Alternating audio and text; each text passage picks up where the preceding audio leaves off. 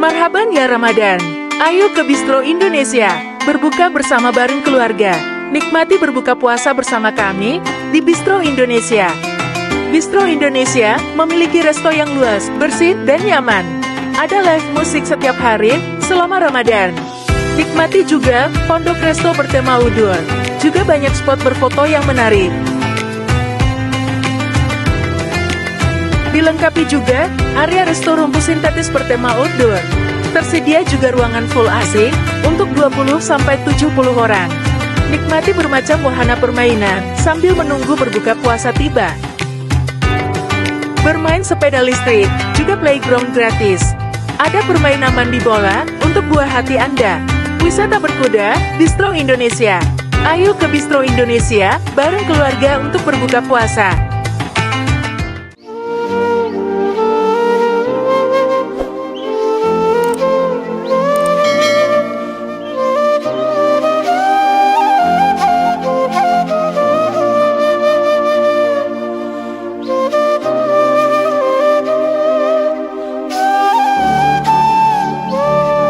Assalamualaikum warahmatullahi wabarakatuh. Alhamdulillahi rabbil alamin. Wabihi nasta'inu ala umuri dunya waddin. Wassalatu wassalamu ala ashrafil anbiya'i wal mursalin. Wa ala alihi wassahbihi wattabi'in. Saudara-saudara, sahabat dakwah Muhammadiyah di mana saja berada, kembali kita bertemu di Kultum Ramadan yang disiarkan dari Gedung Dakwah Muhammadiyah Sumatera Utara. Sebagai seorang mukmin, tentu kita semua mengetahui bahwa salah satu dari perwujudan keimanan kita kepada Allah adalah ketergantungan kita kepadanya.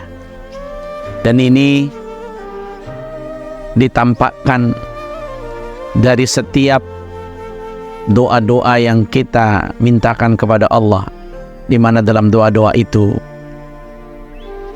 di antara isinya dipastikan adalah kita meminta pertolongan kepadanya.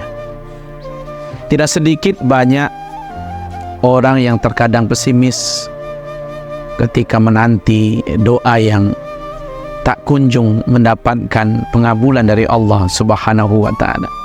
Bahkan ada yang kemudian berburuk sangka seakan-akan Allah tidak mengabulkan doanya. Dalam rangka itu, melalui kultum pada hari ini, kita akan membahas tentang adab meminta tolong kepada Allah. Karena bisa saja doa-doa itu tidak dikabulkan oleh Allah, atau mungkin lama dikabulkan oleh Allah Subhanahu wa ta'ala karena kita salah dalam beradab ketika meminta tolong kepadanya. Ada satu pernyataan yang terkadang kita tidak menyadari.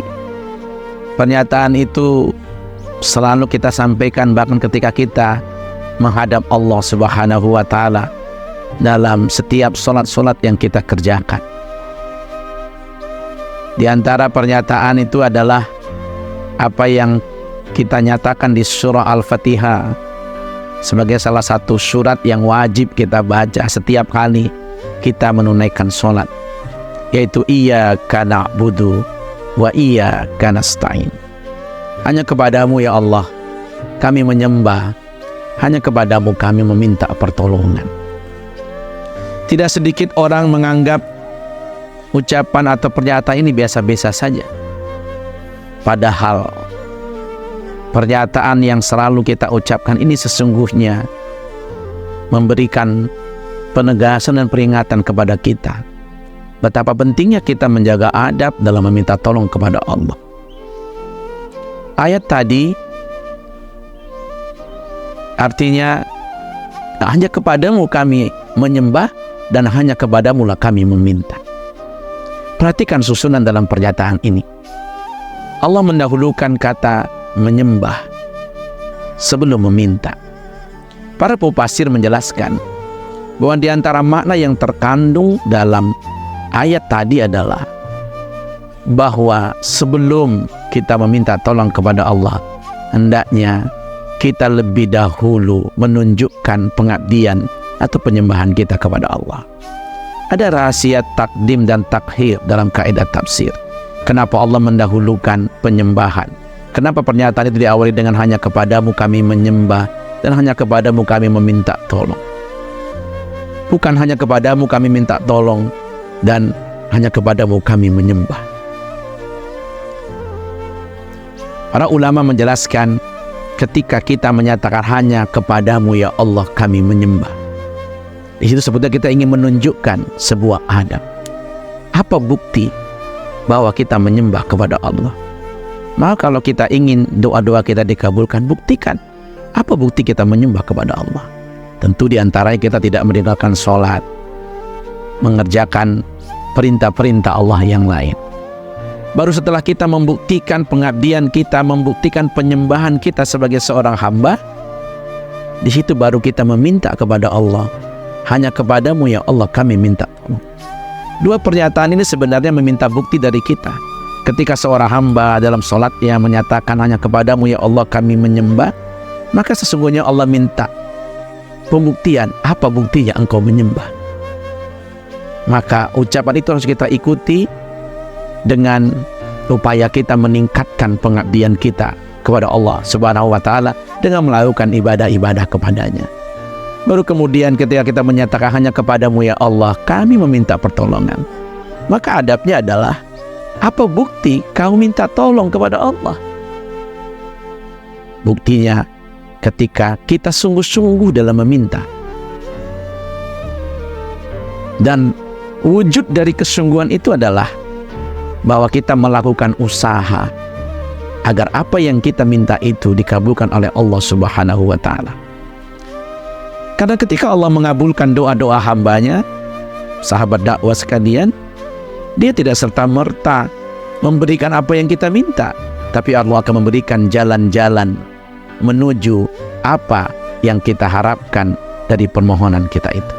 Mudah-mudahan kita bisa menjaga adab kita meminta tolong kepada Allah dengan lebih dulu menunjukkan ibadah, dengan meningkatkan ibadah kepadanya dengan sebenar-benarnya dan sebaik-baiknya.